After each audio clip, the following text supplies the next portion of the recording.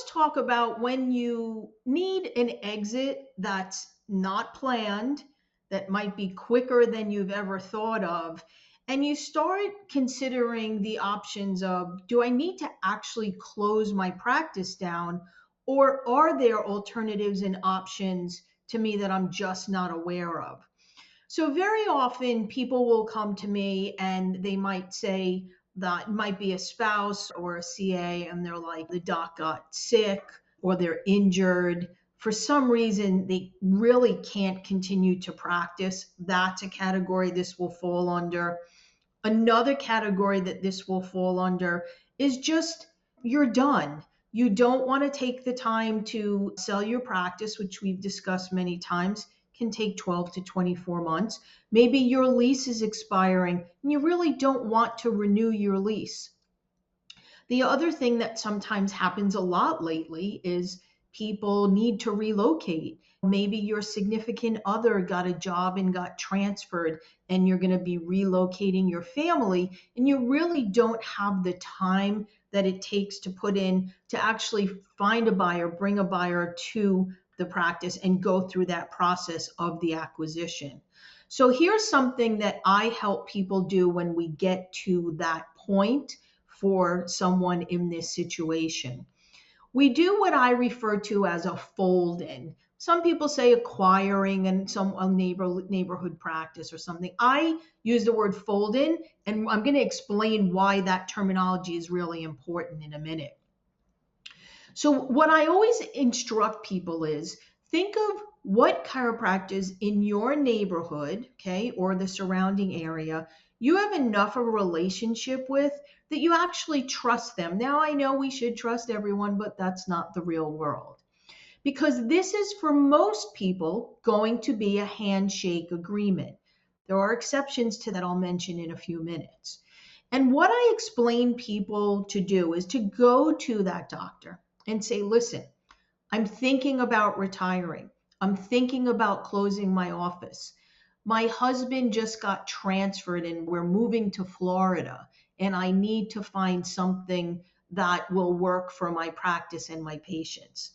And what you go to them and offer is, would you be interested in me folding my practice into yours? Now, notice I specifically did not say, do you want to buy my patient list? Do you want to buy my files? That has no value to anyone in their mind, for most people anyway. This all of a sudden is, I'm going to fold someone else's practice into mine. Let me hear more about that. And they'll usually ask you, what is it that you were thinking along these lines? And pretty simply, there are some specifics that can apply to individual situations, but we really try and keep it simple and keep the offering simple and appealing.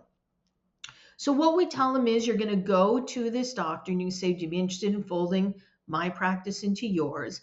And what you're going to do is you're going to physically schedule your patients at that location for anywhere from 2 to 4 weeks. That's whatever you feel the comfort level is that you need to complete this. And it would be similar to if, hey, we're moving our office, which people do all the time.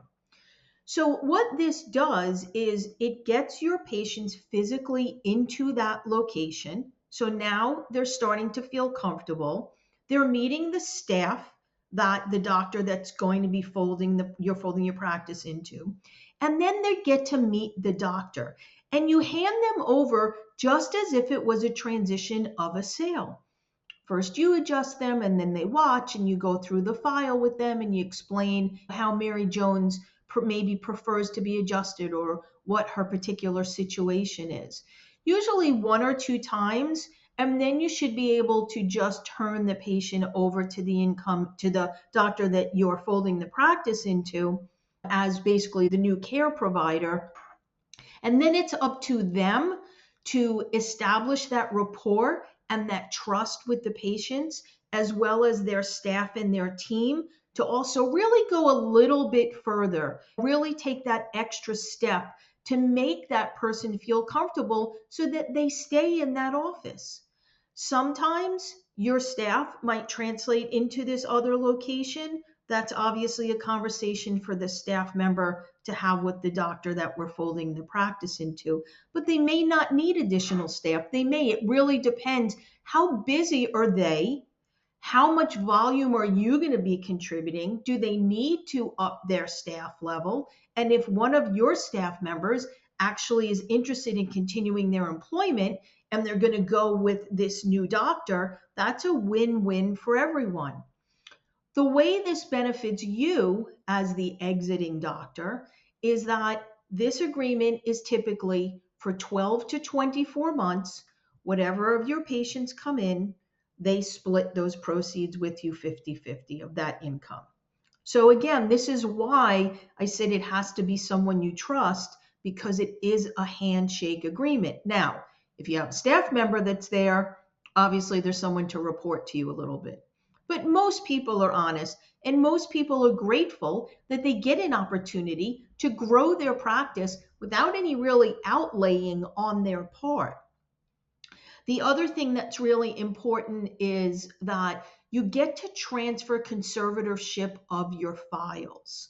So this is where you would need to consult an attorney, a legal professional, because compliance would probably require that you have something in writing that you're transferring these files. And that's something else that you do need to consult a compliance person. There's many of them out there in our profession. Probably one of the more well-known ones is Marty Kotler of Target Coding. They could talk you through what particular things you need to do to be HIPAA compliant and everything along those lines. So the other thing that kind of sweetens the deal here on this is that you give them your phone number. So if you've been in practice for, we just did one, someone was in practice for 40 years, that phone that's been ringing for 40 years in that other office is now ringing in this doctor's location. To me, that's the gold. I almost couldn't even care how many patients initially came in. Getting that phone number is awesome. And if it's someone that could offer, you can offer up your URL that they can grab and redirect to their website or whatever their webmaster and marketing person wants to do with it. That's another plus. Sometimes that doesn't work in particular situations if you have multiple locations that are all attached to the same URL. But again, these are things that you can offer. This process for some people can actually render quite a bit of money over the 12 to 18 months, again, depending upon how many patients come in. We did one where the doctor that was acquiring the practice did a marketing campaign to the doctor's list, reactivated a whole bunch of people, and gave them credit for that. Again, we have to be trusting, and it has to be someone that you have that little bit of faith in. But here's the thing to remember.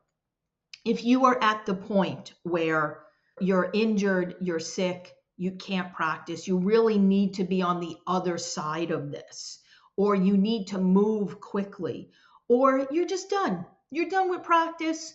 You put your time in, you've practiced for 30, 40 years, and you just don't want to go through the process of selling.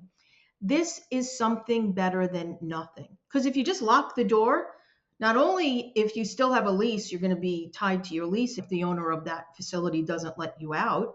You have to store your files, whether it's physically or digitally, and be responsible for them for however many years your state requires. There are certain state requirements that upon closing that you have to meet with.